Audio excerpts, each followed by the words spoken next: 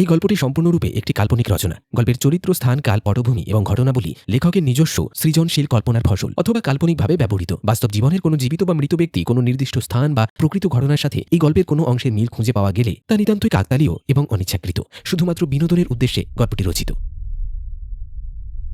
নমস্কার আমার প্রিয় শ্রোতা বন্ধুরা, আমি সুদর্শন আপনাদের স্বাগত জানাই অল ডে সাসপেন্সের পর্দায়। আর বরাবরের মতো আজও হাজির হলাম একটা গ্রাম বাংলার হাড় কাঁপানো ভূতের গল্পের সাথে আপনার আমার আড্ডা জমিয়ে তুলতে। আজ আপনি শুনতে চলেছেন লেখক অনিরুদ্ধ সাহা বিরচিত গ্রাম বাংলার ভূতের গল্প পোড়াহাটি গ্রামের শ্মশান পাড়। আশা করছি আমাদের আজকের নিবেদনের এই গল্পটি আপনার ভালো লাগবে। আর আমাদের গত এপিসোডে যারা যারা প্রশ্নের সঠিক উত্তর লিখে কমেন্ট করেছিলেন তাদের নাম আজকের গল্পের শেষে ঘোষণা করা হবে। এবং আজও গল্পের মধ্যে থেকে থাকবে আপনার জন্য একটি বিশেষ প্রশ্ন।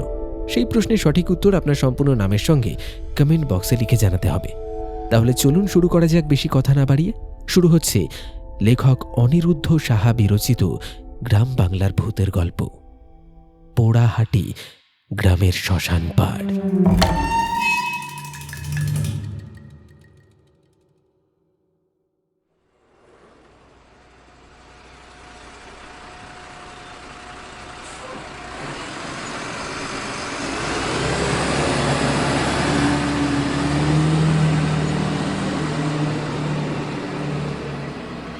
বীরভূমের রুক্ষ রাঙামাটির পথ ধরে যখন বাসটা পোড়াহাটি গ্রামের সীমান্তে এসে থামল, তখন সূর্যদেব পাটে বসার আয়োজন করছেন।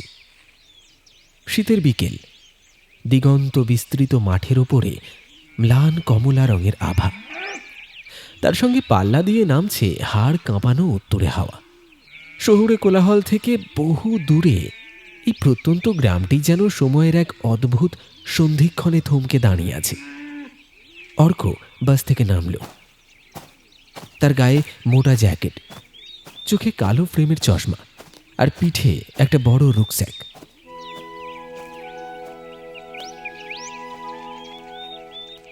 অর্ক রায়চৌধুরী পেশায় সে প্রত্নতাত্ত্বিক না হলেও ইতিহাসের ধুলোবালি ঘাঁটতে তার ভালো লাগে।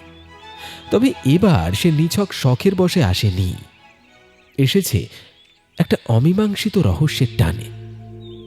দাদুর মৃত্যুর আগে বলা অসংলগ্ন কিছু কথা আর একটা জরাজীর্ণ ডায়েরি তাকে টেনে এনেছে এই পোড়াহাটিতে।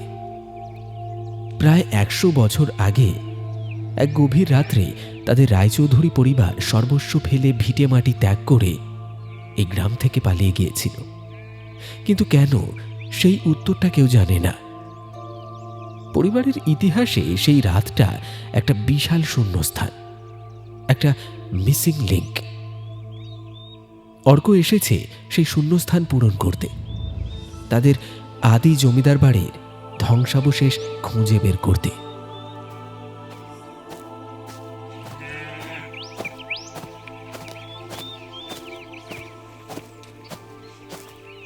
গ্রামের ভেতরে পা রাখতেই অর্কের ইন্দ্রিয়গুলো সজাগ হয়ে উঠল। ক্যালেন্ডারের হিসেবে আজ পৌষ সংক্রান্তির আগের দিন। গ্রাম বাংলায় যাকে বলে বাউনি বা পিঠে পার্বণের আগের রাত। বাতাসে একটা মিষ্টি পোড়া পোড়া গন্ধ ভাসছে, নলেন গুড় আর চালের গুঁড়োর সুবাস। অর্কের স্মৃতির মণিকোঠায় হঠাৎ করেই একটা দৃশ্য ভেসে উঠল। তার ছোটবেলা, ঠাকুমা তখন বেঁচে ছিলেন। কলকাতার বাড়িতেও এই দিনে সাজো সাজো রব পড়ে যেত। উনুনের পাশে বসে পিঠে বানাতেন ঠাকুমা, আর অর্ক অধীর আগ্রহে অপেক্ষা করত প্রথম পাটিসাপটাটার জন্য। ঠাকুমা চলে যাওয়ার পর সেই উৎসবের রেশটুকুও মিলিয়ে গেছে আধুনিকতার ভিড়ে। কিন্তু পোড়াহাটির এই পিঠে তৈরির আয়োজনে একটা বড় সড় অসঙ্গতি অর্কের নজর এড়াল না। গ্রাম বাংলার চিরাচরিত নিয়ম হল শীতের বিকেলে বা সন্ধ্যায় বাড়ির উঠোনে খোলা আকাশের নিচে মা কাকিমারা উনুন জেলে পিঠে পুলি বানান। হাসি গল্পে মুখর হয়ে ওঠে পরিবেশ। কিন্তু এখানে দৃশ্যটা সম্পূর্ণ বিপরীত। নির্জন রাস্তাঘাট, প্রতিটি মাটির বাড়ি, খড়ের চালের কুঁড়ে ঘর, সব ভেতর থেকে বন্ধ। জানলা দরজা সব আঁটো আঁটো করে আটকানো। অথচ সেই বন্ধ দরজার ফাঁক গলে খড়খড়ির ছিদ্র দিয়ে ধোঁয়া আর পিঠের গন্ধ বাইরে আসছে। মনে হচ্ছে এখানকার মানুষ কোনো এক অজ্ঞাত ভয়ে খোলা আকাশের নিচে আগুন জ্বালতে নারাজ। উৎসব এখানে আনন্দের নয়, যেন গোপনীয়তার চাদরে মোড়া এক নিষিদ্ধ আচার।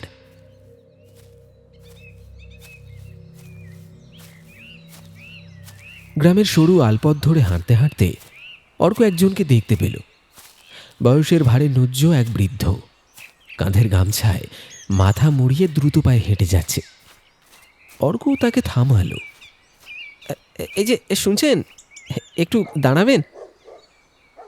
বৃদ্ধ থমকে দাঁড়ালো। ঘোলাটে চোখে অর্কের দিকে তাকিয়ে রইল কিছুক্ষণ। অচেনা আগন্তুককে দেখে তার চোখে মুখে সন্দেহের ছায়া। আগে কাকে খুঁজছেন বাবু? বৃদ্ধের গলার স্বর খসখসে, যেন বহুদিন অব্যবহৃত। আমি কলকাতা থেকে আসছি। রায়চৌধুরীদের পুরনো ভিটেটা কোন দিকে বলতে পারবেন? রায়চৌধুরী নামটা শোনা মাত্রই বৃদ্ধের চোখ দুটো যেন ভয়ে কুঁকড়ে গেল। সে একবার এদিক ওদিক তাকিয়ে গলা নামিয়ে বলল, জমিদার বাড়ি সে তো জঙ্গল হয়ে আছে বাবু, ওদিকে এখন কেউ যায় না। কেন? অর্ক কৌতূহলী হয়ে প্রশ্ন করল। বৃদ্ধ উত্তর দেওয়ার আগে আকাশের দিকে তাকালো। সন্ধ্যা ঘনিয়ে আসছে। সে দ্রুত বলল, দিন থাকতে থাকতে যা দেখার দেখে নিন বাবু, আর ফেরার পথে ওই পূব দিকের রাস্তাটা ধরবেন না। শ্মশানের পাশে ওই পোড়া বট গাছতলায় রাতে মানুষের যেতে নেয়। কেন? কি আছে ওখানে? জানি না বাবু, তবে এই গ্রামের রাতে খোলা আকাশের নিচে আগুন জ্বালতে নেই। আর ওই ওই বটতলায় ওটা ওটা তো ওদের জায়গা।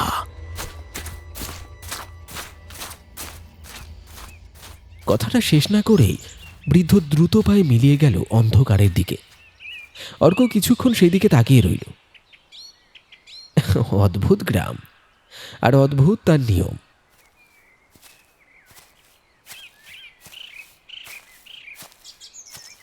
বৃদ্ধের দেখানো পথ ধরে হাঁটতে হাঁটতে একসময় জঙ্গল ঘন হয়ে এলো। ঝোপঝাড় আর লতাপাতার আড়ালে উঁকে দিচ্ছে এককালের প্রতাপশালী রায়চৌধুরী ভিলার কঙ্কাল। বিশাল ফটকটা ভেঙে পড়ে আছে। থামগুলোয় শ্যাওলার আস্তরণ। ছাদ ধসে গেছে বহু আগেই, কিন্তু দেওয়ালের কারুকার্য আজও তাদের আভিজাত্যের সাক্ষী দিচ্ছে। অর্ক ক্যামেরাটা বের করে কয়েকটা ছবি তুলল। ভাঙা ইটের পাঁজর ছুঁয়ে সে অনুভব করার চেষ্টা করল তার পূর্বপুরুষদের স্পন্দন। কিন্তু সেখানে কেবল এক অদ্ভুত নিস্তব্ধতা। মনে হয় এই ইট, কাঠ, পাথরগুলো কোনো এক গোপন অভিশাপের ভারে ধুঁকছে। অনুসন্ধানে মগ্ন অর্ক খেয়ালই করেনি কখন সূর্য পুরোপুরি ডুবে গেছে। হঠাৎ করেই পরিবেশটা ভারী হয়ে উঠল। পৌষের শীতের কুয়াশা যে এত দ্রুত এমন ঘন হতে পারে তা অর্কের জানা ছিল না।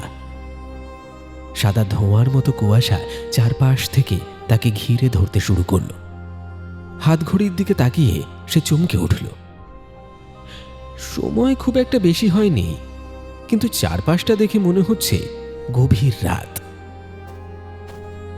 অর্ক ফেরার পথ ধরল, কিন্তু কুয়াশার ঘনত্বে চেনা পথটা আর খুঁজে পাওয়া গেল না।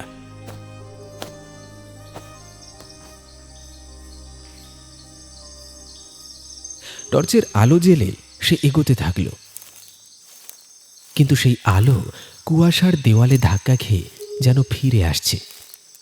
দিকভ্রান্তের মতো সে হাঁটছিল। ঝিঁঝির ডাকও আজ কেমন যেন বেসুরো আর তীক্ষ্ণ। পায়ের নিচে শুকনো পাতা মাড়ানোর শব্দ ছাড়া আর কোনো শব্দ নেই। কতক্ষণ হেঁটেছে অর্ক জানে না। হঠাৎ তার নাকে এলো এক তীব্র পোড়া গন্ধ। না, এটা এটা পিঠের সুবাস নয়, এটা কাঠ পোড়ার গন্ধ। সঙ্গে মেশানো আরো কিছু, যা ঠিক চেনা যায় না, কিন্তু গা গুলিয়ে ওঠে। কুয়াশার চাদরটা হঠাৎ একটু পাতলা হতেই অর্ক থমকে দাঁড়ালো। সে এসে পৌঁছেছে এক বিস্তীর্ণ ফাঁকা জায়গায়। সামনেই এক বিশাল প্রাচীন বটগাছ, কিন্তু গাছটা সাধারণ নয়। তার সর্বাঙ্গ ঝলসানো কালো কুচকুচে, ডালপালাগুলো যন্ত্রণায় মোচড়ানো আঙুলের মতো আকাশের দিকে বাড়িয়ে আছে। জায়গাটা চিনতে অর্কের ভুল হলো না। সেই বৃদ্ধের সতর্কবাণী মনে পড়ে গেল। শ্মশানের ধারের পোড়া বটগাছ।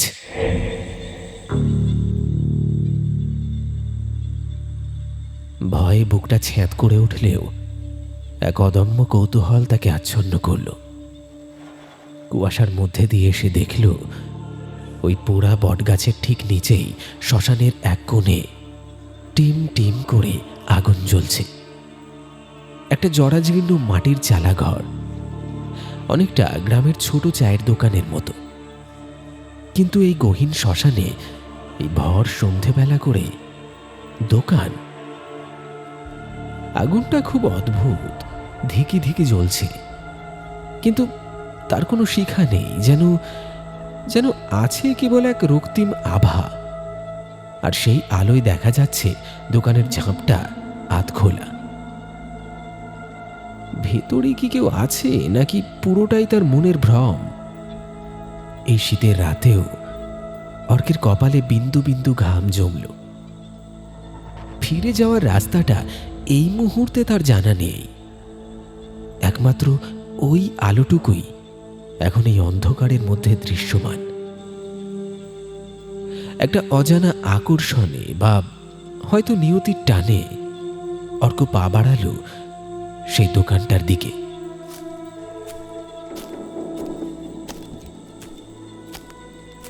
অর্ক দ্বিধাগ্রস্ত পায়ে মাটির চালাঘরটির সামনে এসে দাঁড়ালো। বাইরে হাড় হিম করা ঠান্ডা, কিন্তু চালার ভেতর থেকে ভ্যাপসা গরম হাওয়ার ঝাপটা আসছে। টিমটিমে হারিকেনের আলো আর উনুনের রক্তিম আভায় দৃশ্যটি স্পষ্ট হল। দোকানের ভেতর বসে আছে এক মহিলা। উনুনের ওপর বসানো একটা বিশাল হাঁড়ি, সেখান থেকে ভুর ভুর করে ধোঁয়া উঠছে। মহিলা বিশাল এক হাতা দিয়ে হাঁড়ির ভেতরের বস্তু নাড়ছে। সুমন ভালো করে তাকাতেই তার মেরুদণ্ড দিয়ে একটা ঠান্ডা স্রোত বয়ে গেল। আলো আঁধারিতে বোঝা যাচ্ছে মহিলার শরীরের চামড়া স্বাভাবিক নয়, যেন বহুদিন আগে আগুনে ঝলসে গিয়েছিল।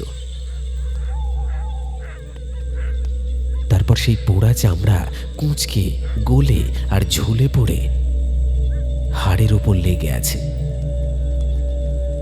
গলার কাছের চামড়া এতটাই শিথিল যে মনে হয় যেন গলে পড়া মোম। সুমন গলাটা একটু পরিষ্কার করে সাহস সঞ্চয় করল। আগে শুনছেন, এত রাতে আপনি এখানে একা? মহিলা হাতা নাড়া থামালো না, শুধু ঘাড় ঘুরিয়ে অর্কের দিকে তাকালো।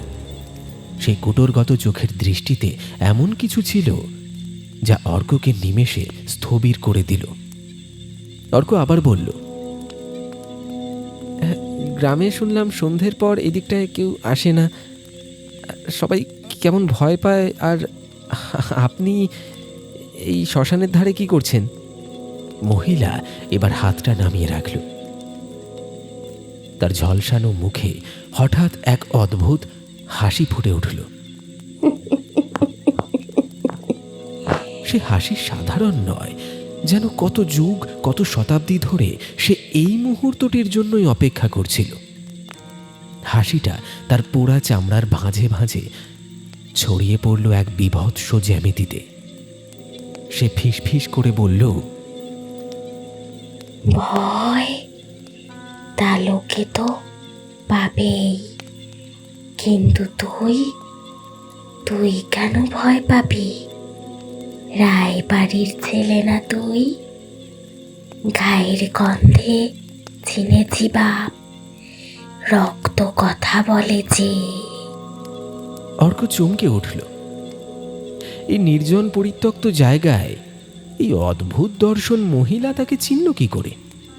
সে তো আজই প্রথম এই গ্রামে এসেছে। আপনি আপনি আমাকে চেনেন? কি করে জানলেন আমি আমি রায়চৌধুরী পরিবারের?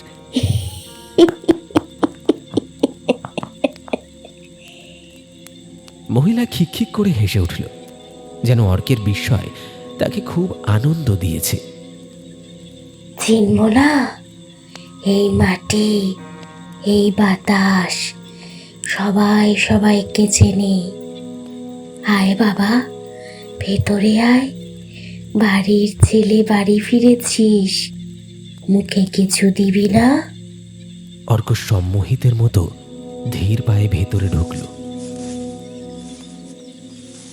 তার যুক্তিবাদী মন তাকে সতর্ক করছে, কিন্তু কৌতূহল তাকে টেনে নিয়ে যাচ্ছে। সে সামনে গিয়ে বসল। আপনি আপনি কে বলুন তো? আর সবাই যে বলে এই দিকটা অভিশপ্ত। মহিলা এবার একটু নড়ে চড়ে বসল। আগুনের আলোয় তার ছায়াটা পেছনের দেওয়ালে এক বিশাল আকার ধারণ করেছে। সে শান্ত গলায় বলল, শোন বাবা, ভয় জিনিসটা বড় আজব। লোকে যাকে চেনে না তাকেই ভয় পায়, অন্ধকারকে ভয় পায়। কারণ অন্ধকারে তারা নিজেদের পাপ দেখতে পায়। আসলে ভূত প্রেত কিছু নয়, সবটাই মানুষের মনের খেলা। মন যদি শক্ত থাকে তবে শ্মশানও মন্দির, আর মন যদি দুর্বল হয় তবে নিজের শোবার ঘরও নরক। আমি বিধবা মানুষ, আমার হারানোর কিছু নেই, তাই ভয়ও নেই। মহিলার কথায় এক অদ্ভুত সম্মোহনী শক্তি ছিল। অর্ক ভাবল, সত্যি তো, কুসংস্কারাচ্ছন্ন গ্রামবাসী হয়তো এই মহিলার চেহারা দেখেই ভয় পায় এবং নানান গল্প রটিয়েছে।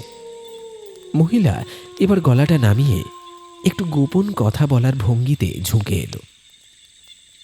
তাছাড়া বাবু, পেট বড় বালাই, পেটের তো আর ভয় ডর নেই।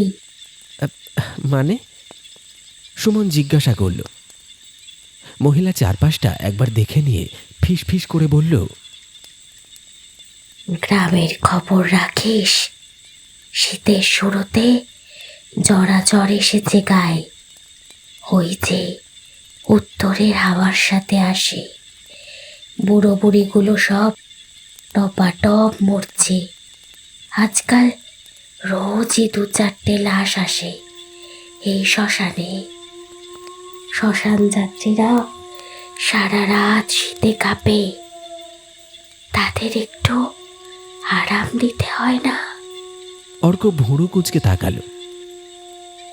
আপনি তাদের পিঠে বিক্রি করেন? বৃদ্ধা এবার একবার চোখ টিপল। তার সেই ঝলসানো মুখে এক কুটিল ভঙ্গি ফুটে উঠল।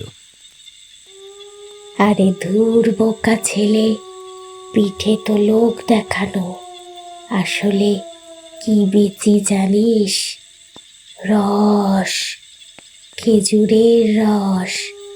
তবে এ সে রস নয়, একটু তারি মিশিয়ে কড়া কড়া। সারা রাত শীতে আগুনের পাশে বসে ওই রস পেটে পড়লে আর শীত, ভয়, দুঃখ কিছুই থাকে না। কিন্তু এবার মহিলা অর্কের হাতটা খপ করে ধরল।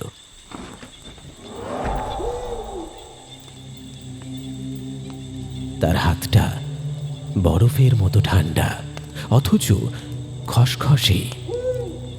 কাউকে আবার বলতে যাসনি যেন বাপু। বড় থানার পুলিশকেও মাসোহারা দিয়ে মুখ বন্ধ রাখতে হয়। জানাজানি হলে আমার মান সম্মান ব্যবসা সব যাবে। পেটের দায় এই ছলনা করতে হয় রে বাপ। ব্যাপারটা বুঝতে পেরে অর্ক স্বস্তির নিঃশ্বাস ফেলল। যাক, রহস্যটা তাহলে লৌকিক। এই মহিলা আসলে একজন চোলাই বা তারই বিক্রেতা।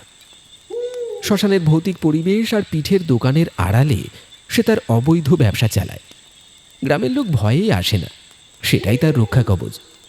ব্যাপারটা বুঝতে পেরে সুমনের ভয় অনেকটাই কেটে গেল। মহিলা শালপাতার একটি ঠোঙা বাড়িয়ে দিল অর্কের দিকে। নে, অনেক ধকল গেছে তোর ওপর দিয়ে, আগে একটু মিষ্টি মুখ কর। আমার হাতের গরম গোকুল পিঠে খেয়ে দেখ। গ্রামবাসীরা এক সময় এই পিঠের জন্য পাগল ছিল। শালপাতার ঠোঙা হাতে নিতেই এক স্বর্গীয় সুবাস সুমনের নাকে এলো। খাঁটি গাওয়া ঘি আর নলেন গুড়ের সেই গন্ধে অর্কের মস্তিষ্ক যেন ঝিমঝিম করে উঠল। খিদের কথা মনে ছিল না, কিন্তু এই গন্ধে হঠাৎ করেই পেটের ভেতরটা মোচড় দিয়ে উঠল।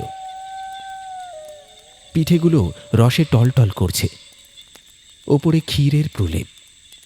ধোঁয়া ওঠা সেই পিঠের দিকে তাকিয়ে অর্ক তার সমস্ত যুক্তি, সমস্ত সতর্কতা ভুলে গেল।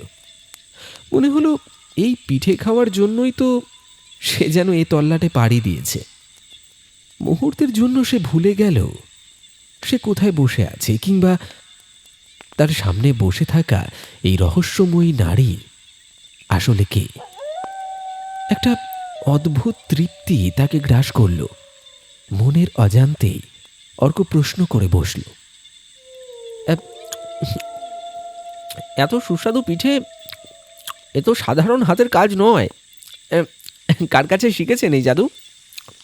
মহিলার ঘোলাটে চোখে যেন এক ঝলক বিদ্যুৎ খেলে গেল। সে হাতা নাড়া থামিয়ে আগুনের দিকে তাকিয়ে রইল কিছুক্ষণ। তারপর শুরু করল একটা গল্প। তার গলার স্বর এখন আর খসখসে নয়, যেন অনেক দূর থেকে ভেসে আসা কোনো বিষাদগ্রস্ত সুরের মতো শোনাচ্ছে। সে অনেক কাল আগের কথা বাবু। ঠিক এই পোড়াহাটিতেই তখন পিঠে পার্বণের ধুম লাগতো। পৌষ সংক্রান্তির দিন গ্রামের মাঠে বসত পিঠের মেলা। কে কার চেয়ে ভালো পিঠে বানাতে পারে সে নিয়ে গিন্নিবান্নিদের মধ্যে লাগতো রেষারেষি। আর সেই সভার মধ্যমণি ছিল একটি মেয়ে, নাম তার দামিনী। মহিলা একটু থামল। অর্ক মন্ত্রমুগ্ধের মতো শুনছে। দামিনী ছিল সাক্ষাৎ দেবী প্রতিমা। তার হাতের গুণ লোকে বলতো, দামিনী যখন পিঠের ব্যাটারে হাত দিত তখন তাতে অমৃত মিশে যেত। তার তৈরি ক্ষীরপুলি আর দুধ চিতই খাওয়ার জন্য গ্রামের মানুষ পাগল হয়ে থাকত। কিন্তু রূপ আর গুণই যে তার কাল হবে কে জানত। সেবার গ্রামের জমিদার তোরই প্রপিতামহ রায় বাহাদুর বিচারক হয়ে এলেন সেই মেলায়। দামিনীর হাতের পিঠে মুখে দিয়ে তিনি আর নিজেকে সামলাতে পারলেন না। তবে শুধু পিঠে তৈরির কাঁচা মালের নয়, তার লোলুপ দৃষ্টি পড়ল দামিনীর উপর। তিনি চাইলেন দামিনীকে তার সেই জাদুকরি পিঠের কৃপণ প্রণালী দুটোই হবে তার একান্ত নিজস্ব। দামিনীকে তিনি প্রস্তাব দিলেন তার প্রমোদ ভবনের বিশেষ রাঁধুনি আর রক্ষিতা হওয়ার। দামিনী রাজি হয়নি বাবু। সে ছিল তেজস্বিনী, জমিদারের মুখের ওপর দরজা বন্ধ করে দিয়েছিল। অপমানিত জমিদারের অহংকারে ঘা লাগলো। সংক্রান্তির রাত, সবাই যখন উৎসবে মত্ত, জমিদার মশাই তখন পাঠালেন তার পেয়াদাদের। দামিনী তখন তার কুঁড়ে ঘরে বসে পিঠে ভাজছিল। বাইরে থেকে শিকল তুলে দেয়া হলো দরজায়। তারপর মহিলার গলাটা এবার ভারী হয়ে এলো। ছিটিয়ে দেয়া হলো কেরোসিন। দাউ দাউ করে জ্বলে উঠল আগুন। দামিনীর ভিতরে আটকা। আগুনের লেলিহান শিখা যখন তার শাড়ি চুল গ্রাস করছে, তখনও সে পিঠে বানাচ্ছিল।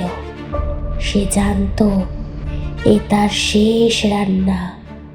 মৃত্যুর ঠিক আগের মুহূর্তে আগুনের মধ্যে দাঁড়িয়ে দামিনী এক অভিশাপ দিয়েছিল। লোভ বড় খারাপ জিনিস জমিদার। এই পিঠের স্বাদ তোর জিভে লেগে থাকবে, কিন্তু গিলতে পারবি না। রায় বাড়ির রক্ত দিয়ে আমার শেষ পিঠে তৈরি হবে, তবে এই আগুন নিভবে। গল্প শেষ হতেই মহিলার গলার স্বর বদলে গেল। এতক্ষণ যে বিষাদ ছিল তা নিমেষে পরিণত হলো একটা হিংস্র আক্রোশে। আর ঠিক সেই মুহূর্তে অর্কের মুখের ভেতরের স্বাদটা বদলে যেতে শুরু করলো। নলেন গুড়ের সেই স্বর্গীয় মিষ্টতা উবে গিয়ে সেখানে উঠে এলো এক কটু নোনা এবং ধাতব স্বাদ, অনেকটা জং ধরা লোহা বা বাসি রক্তের মতো। আর ক্ষীরের মোলায়েম প্রলেপটা, সেটা যেন মুহূর্তের মধ্যে পরিণত হলো শ্মশানের পোড়া ছাই আর হাড়ের গুঁড়োয়। অর্কের চোয়াল শক্ত হয়ে এলো। সে চিবোতে গিয়েও থেমে গেল। মুখের ভেতরের বস্তুটা আর পিঠে নেই। মনে হচ্ছে যেন এক দলা পোড়া মাংস। অর্ক ছিটকে উঠে দাঁড়াতে চাইল। তার সমস্ত সত্তা চাইছে মুখ থেকে ওই বিভৎস জিনিসটা ফেলে দিয়ে পালাতে, কিন্তু কিন্তু তার শরীর যেন পাথরের মতো ভারী হয়ে গেছে। সে নড়তে পারছে না। তার হাত পা অবশ। গলা দিয়ে কোনো শব্দ বের হচ্ছে না। কেবল এক অস্ফুট গোঙানি বেরিয়ে আসছে। সামনে বসে থাকা সেই মহিলা এতক্ষণ এক দৃষ্টিতে অর্কের খাওয়া দেখছিল। এবার তার সেই ঝুলন্ত চামড়ার মুখে হাসিটা আরো চওড়া হলো, যেন চামড়া ছিঁড়ে বেরিয়ে আসছে ভেতরের পিশাচ। উনুনের আগুনের শিখাটা হঠাৎ করে রং বদলালো। লালচে আভা মিলিয়ে গিয়ে সেখানে জলজল করে উঠল গাঢ় নীল রঙের এক অপার্থিব আলো। সেই নীলচে আলোয় মহিলার চোখ দুটো জ্বলে উঠল হিংস্র বন্য পশুর মতো। কি রে বাবা, স্বাদ পাচ্ছিস না? মহিলার গলার সেই মমতা মাখানো সুর উধাও। তার বদলে ভেসে এলো এক গভীর খাদের তলদেশ থেকে উঠে আসা হাড়হিম করা স্বর। তোর দাদু, বড় দাদুরা এই স্বাদ খুব পছন্দ করত। এ তো শুধু পিঠে নয় রে, এ হলো পাপের স্বাদ। পোড়া ভিটের ছাই আমার পোড়া চামড়ার হাড়ের গুঁড়ো দিয়ে মেখেছি। খা, গিলতে তোকে হবেই। অর্ক আতঙ্কিত চোখে দেখল চালাঘরের মাটির দেওয়ালগুলো মোমের মতো গলে যাচ্ছে। কুয়াশা সরে গিয়ে দৃশ্যপট পাল্টাচ্ছে দ্রুত। সে আর এখন শ্মশানে নেই। তার চোখের সামনে ভেসে উঠল এক বিশাল অট্টালিকা, রায়চৌধুরীদের সেই জমিদার বাড়ি। কিন্তু ধ্বংসস্তূপ নয়, আলোয় ঝলমল করছে সেই ইমারত। কিন্তু সেই আলো উৎসবের নয়। হঠাৎ করে দৃশ্যটা আবার পরিবর্তন হয়ে গেল। সামনে জ্বলছে এক ধ্বংসের লেলিহান শিখা। অর্ক দেখল একটা বাড়ির উঠোনের এক কোণে বিশাল এক খড়ের চালের ঘরে দাউ দাউ করে আগুন জ্বলছে। ঘরটা বাইরে থেকে শিকল দিয়ে বাঁধা, আর সেই আগুনের চারপাশে মশাল হাতে দাঁড়িয়ে আছে রায়চৌধুরীদের পেয়াদারা। বারান্দায় দাঁড়িয়ে আছেন এক মাঝ বয়সী পুরুষ। অর্কের বুকটা ধক করে উঠল। লোকটার মুখের আদল, চোখের চাহনি, এমনকি দাঁড়ানোর ভঙ্গি হুবহু অর্কের মতো। যেন অর্ক আয়নায় নিজেকে দেখছে, শুধু পোশাকটা সেকেলের। সেই জমিদার নির্বিকার চিত্তে নির্দেশ দিচ্ছে আগুন আরো বাড়িয়ে দেওয়ার। আগুন আরো বাড়িয়ে দাও, বেশি করে আগুন জ্বালিয়ে দাও, শেষ করে দাও সব। অর্ক চিৎকার করতে চাইল, না না না না, থামান, এ আপনারা কি করছেন? থামান, কি করছেন আপনারা? কিন্তু তার স্বর ফুটল না। সে এখন দর্শক মাত্র, আটকা পড়েছে তার পূর্বপুরুষের স্মৃতির কারাগারে। আগুনের ভেতর থেকে ভেসে এলো এক নারীর আকাশ বাতাস কাঁপানো আর্তনাদ। আগুনের শিখা ভেদ করে দেখা গেল তাকে। আগুন তার শাড়ি, তার দীর্ঘ কালো চুল, তার ফর্সা শরীর গ্রাস করছে। কিন্তু তার দৃষ্টি স্থির বারান্দায় দাঁড়ানো সেই জমিদারের দিকে। আগুনে পুড়তে পুড়তে সেই জীবন্ত মশাল হয়ে যাওয়া যুবতী চিৎকার করে বলছে, বংশলোভ হবে তোদের। আগুনের এই জ্বালা তোদের রক্তে মিশে থাকবে। 100 বছর পর ফিরে আসবি তোরা। এই পোড়া ভিটে তোদের ডাকবে। আমার পোড়া মাংসের গন্ধে যেমন বাতাস ভারী হয়েছে, তোদের শেষ বংশধরকেও সেই মাংস খেয়েই প্রায়শ্চিত্ত করতে হবে। দৃশ্যটা ঝাপসা হয়ে এলো। অতীত আবার মিলিয়ে গেল বর্তমানে। অর্ক ফিরে এলো সেই শ্মশানের চালা ঘরে। কিন্তু এখন আর সে একা নয়। তার চারপাশ ঘিরে ধরেছে অগণিত ছায়া শরীরেরা। কারো হাত নেই, কারো মুন্ডু নেই, সবার শরীর ঝলসানো, কুঁকড়ে যাওয়া। তারা সবাই অর্কের দিকে হাত বাড়িয়ে আছে। আর ঠিক তার সামনে দাঁড়িয়ে সেই মহিলা। না, এখন আর সেই মহিলা তেমনটা নেই। নীল আগুনের আলোয় সে ফিরে পেয়েছে তার যৌবন। কিন্তু সে এক বিভীষিকাময় রূপ। সে এখন সেই যুবতী বধূ দামিনী, যার সারা শরীর দগ্ধ, চামড়া খসে পড়ছে, কিন্তু চোখ দুটো জ্বলছে প্রতিশোধের স্পৃহায়। দামিনী অর্কের একদম কাছে মুখ নিয়ে এলো। পোড়া মাংস আর ভ্যাপসা পচা গন্ধে অর্কের দম বন্ধ হয়ে আসছে। সে অর্কের কানের কাছে মুখ নিয়ে ফিস ফিস করে বলল, চিনতে পারছিস আমাকে? আমি সেই দামিনী। তোর দাদু আমাদের পুড়িয়ে মেরেছিল। আজ সংক্রান্তি, আজ আমাদের ভোজের দিন। 100 বছর ধরে আমি এই উনুন জেলে বসে আছি তোর অপেক্ষায়। তুই এসেছিস, আমাদের ভোজ পূর্ণ হলো। অর্ক অনুভব করল তার পেটের ভেতরটা যেন জ্বলে যাচ্ছে। যে পিঠেটা সে গিলেছিল সেটা যেন জীবন্ত অঙ্গারে পরিণত হয়েছে। পাকস্থলী থেকে সেই আগুন ধমনী বেয়ে ছড়িয়ে পড়ছে সারা শরীরে। সে বুঝতে পারল এই আগুন তাকে বাইরে থেকে নয়, ভেতর থেকে পুড়িয়ে মারবে। রায়চৌধুরী পরিবারের শেষ রক্তবিন্দু দিয়ে আজ এই শ্মশানের 100 বছরের পুরনো খিদে মিটবে। নীল আগুনের আলোয় অর্ক দেখল তার নিজের হাত দুটো ধীরে ধীরে কালো হয়ে আসছে, যেন যেন অদৃশ্য কোনো আগুনে ঝলসে যাচ্ছে তার ত্বক। অর্ক প্রাণপণে চাইল দৌড়াতে। তার মস্তিষ্ক বারবার সংকেত পাঠাচ্ছে, পালাও পালাও, কিন্তু তার শরীরটা যেন আর তার নিজের নিয়ন্ত্রণে নেই। পা দুটো মনে হচ্ছে মাটির সঙ্গে গেঁথে আছে, পাথরের মতো ভারী। একটা অদৃশ্য শক্তি তাকে আষ্টে পৃষ্ঠে বেঁধে ফেলেছে, সেই অভিশপ্ত মাটির চালার মেঝেতে। দামিনী এবার উঠে দাঁড়ালো। তার নড়াচড়ায় হাড়ের মটমট শব্দ হলো। নীল আগুনের আভা এখন গাঢ় বেগুনি রং ধারণ করছে।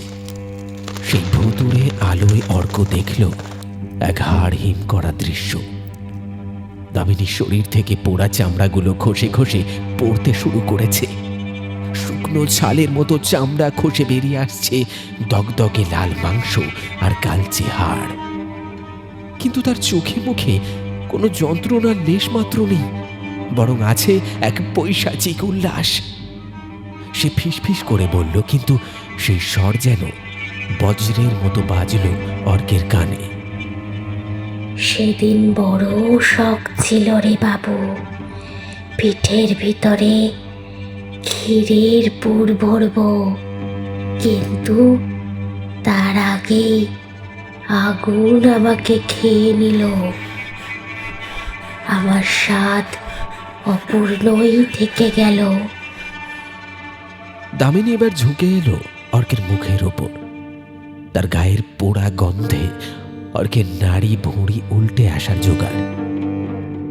আজ আমি পিঠে বানাবো, আমার সেই অসমাপ্ত রান্না আজ শেষ হবে। আর তুই তুই হবি আমার পিঠের ভেতরের পুর। অর্ক আতঙ্কিত চোখে উনুনের দিকে তাকালো। সেই বেগুনি রঙের প্রেত আগুন এখন দাউ দাউ করে জ্বলছে, আর আগুনের শিখার নিচে জ্বালানির কাঠগুলোর দিকে তাকাতেই অর্কের রক্ত হিম হয়ে গেল। ওগুলো সাধারণ কাঠ নয়, ওগুলো মানুষের হাড়, পাঁজরের হাড়, হাতের হাড়, আর হাত পোড়া কিছু মাথার খুলি। খুলিগুলোর গর্ত হয়ে যাওয়া চোখের কোটরে যেন এখনো আটকে আছে এক অসীম বিস্ময় আর ভয়। অর্ক বুঝতে পারল এরা সবাই তার মতোই হতভাগ্য, যারা গত 100 বছরে এই অভিশপ্ত ভিটের টানে এসে আর ফিরে যায়নি। না না না না না, দোহাই আপনার, দোহাই না। অর্কের গলা দিয়ে কেবল একটা অস্ফুট গোঙানি বের হলো। সেই পিশাচিনী তার লম্বা হাড় হাত দুটো বাড়িয়ে দিল। নিমেষের মধ্যে এক অতি প্রাকৃত শক্তিতে সে অর্ককে মাটি থেকে শূন্যে তুলে ফেলল, যেন সে কোনো পালকের তৈরি পুতুল। অর্ক অনুভব করল একটা অসহ্য তাপ। আগুনের উত্তাপ নয়, এ এক হিম শীতল জ্বালা। দামিনী অর্ককে তার 2 হাতের তালুর মধ্যে পিষতে শুরু করল, ঠিক যেভাবে ময়দার তাল মাখা হয়। মট মট কড়মড়। অর্কের হাড়গুলো ভাঙতে শুরু করল।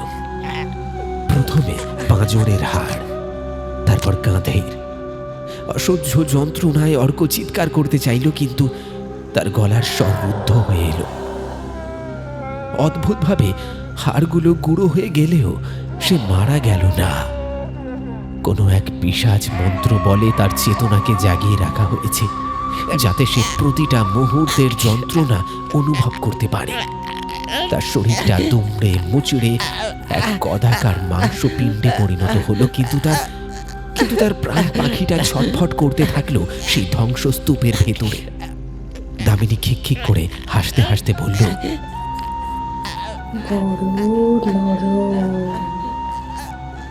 বড় সুস্বাদু গুড় হবে তোকে দিয়ে।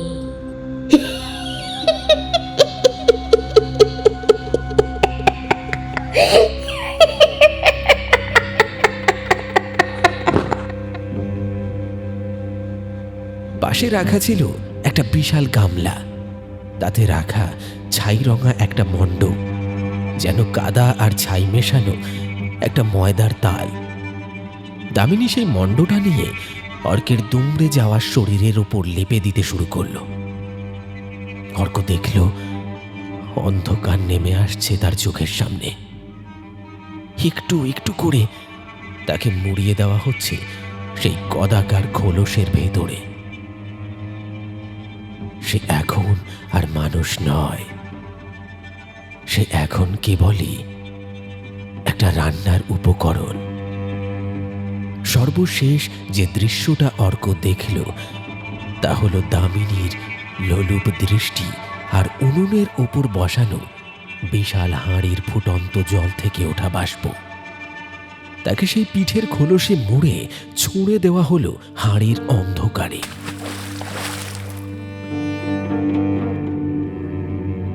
ঢাকনা বন্ধ হওয়ার আগে অর্কের শেষ আর্তনাদ মিলিয়ে গেল শ্মশানের হাহাকারে।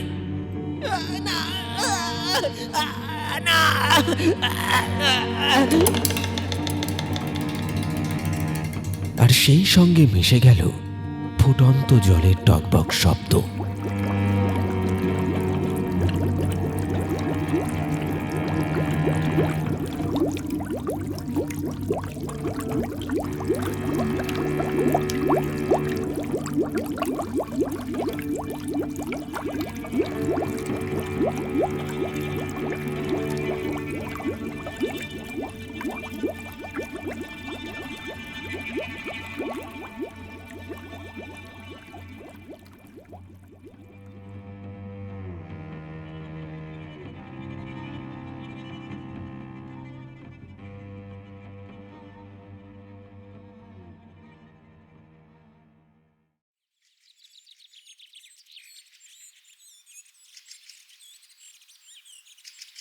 পরদিন সকাল। পৌষের মিষ্টি রোদ এসে পড়েছে পোড়াহাটি গ্রামের শ্মশানতলায়। গত রাতের ঘন কুয়াশায় কেটে গিয়ে আকাশ ঝকঝকে পরিষ্কার। গ্রামের দুই একজন লোক নিত্য কাজে যাওয়ার পথে শ্মশানের দিকে তাকিয়ে থমকে দাঁড়ালো।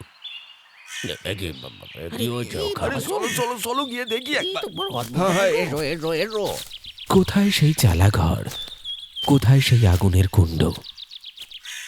গত রাতেও যেখান থেকে ধোঁয়া দেখা যাচ্ছিল সেখানে আজ কেবল শিশির ভেজা ঘাস আর সেই প্রাচীন পোড়া বটগাছটা দাঁড়িয়ে আছে। কিন্তু বটগাছের ঠিক নিচে ঘাসের উপর পড়ে আছে একটা অদ্ভুত বস্তু।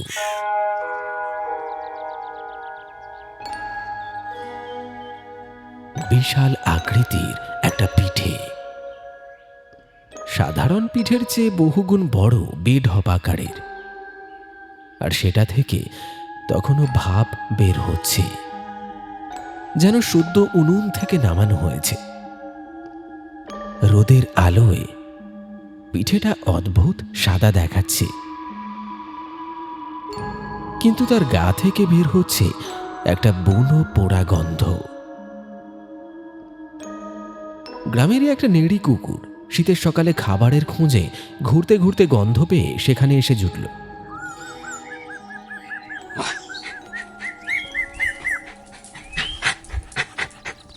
লোলুপ দৃষ্টিতে তাকালো সেই বিশাল পিঠেটার দিকে।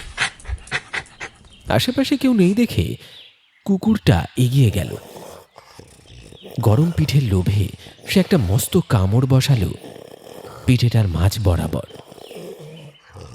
কিন্তু যা বের হলো তা নারকেলের পুর বা নলেন গুড় নয়।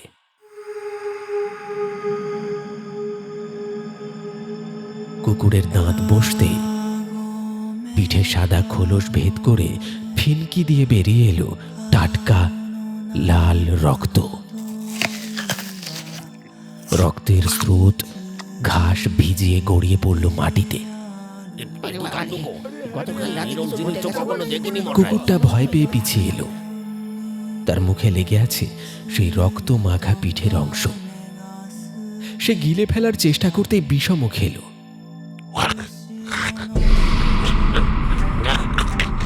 খক খক করে কুকুরটা কাশতে কাশতে বমি করে দিল। দলা পাকানো সেই রক্ত মাখা পিঠের অংশের সঙ্গে তার মুখ থেকে ঠিকরে বেরিয়ে এলো একটা শক্ত ধাতব বস্তু। ঘাসের উপর সেটা পড়তেই রোদের আলোয় ঝিক করে উঠল। একটা সোনার আংটি, মাঝখানে বসানো একটা নীলকান্ত মণি। গতকাল বিকেলে এই গ্রামেই পা রাখা অর্ক রায়চৌধুরীর অনামিকায় যেটা জ্বলজ্বল করছিল, পোড়া বটগাছটা যেন সেই দৃশ্য দেখে নিঃশব্দে হাসল। তার ডালপালাগুলো বাতাসে দোল খেয়ে যেন বুঝিয়ে দিল রায়চৌধুরীদের ঋণ শোধ হয়েছে। 100 বছরের পুরনো খিদে কিছুটা মিটেছে।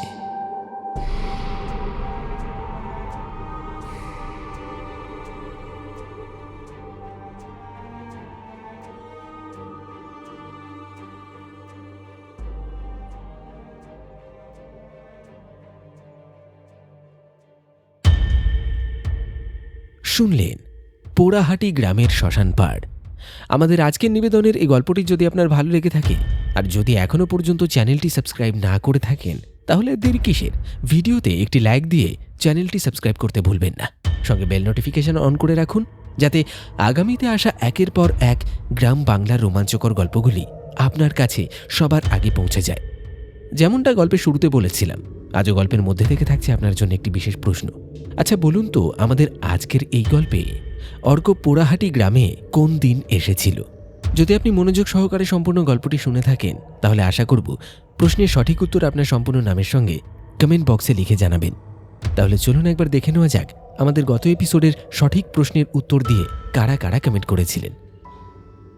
সঠিক উত্তর লিখে কমেন্ট করেছিলেন মিঠুন, অর্পিতা কর্মকার, মীর সিদ্ধার্থ, মীর সাইফ, মীর সবিত, মীর বিউটি, সুব্রত দাস, সৌমেন পণ্ডিত, পীযূষ ব্যানার্জি, দিবাকর ঘোষ, অমরনাথ, দীপক মালাকার, পরিচয় বিশ্বাস, জয়ন্তী দাস, হাবিব মোল্লা, মল্লিকা বারিক, হেমন্ত মণ্ডল, সার্থক মণ্ডল, সুষমা মণ্ডল, জয় ধাবক, বাঁধন বিশ্বাস, রিঙ্কু দে, মনীষা হালদার, নিবেদিতা ব্যানার্জি, দীপ রয়, সন্দীপ দাস, রাধা রানী বিষ্ণু, মিলন দোলাই, মৌসুমী মান্না, অনিক মান্না, জবা চক্রবর্তী, প্রদীপ মণ্ডল, গোপাল বিশ্বাস, অভিজিৎ নাথ, সুদীপ হালদার, মানস জানা, সদানন্দ বেরা, রত্না সরকার, বাবু, পাপাই মণ্ডল, বাবুলাল বাস্কি, রাজকুমার বাস্কি, তারক মাঝি, সূর্য মাঝি, প্রবীর মাঝি, সনাতন হেমব্রম, বিশ্বনাথ হেমব্রম, জয়দেব মুর্মু, তোতন দত্ত, ইসমাইল মল্লিক, সাগর, হাবিব শেখ, ডলি চক্রবর্তী, রিঙ্কু বারুই,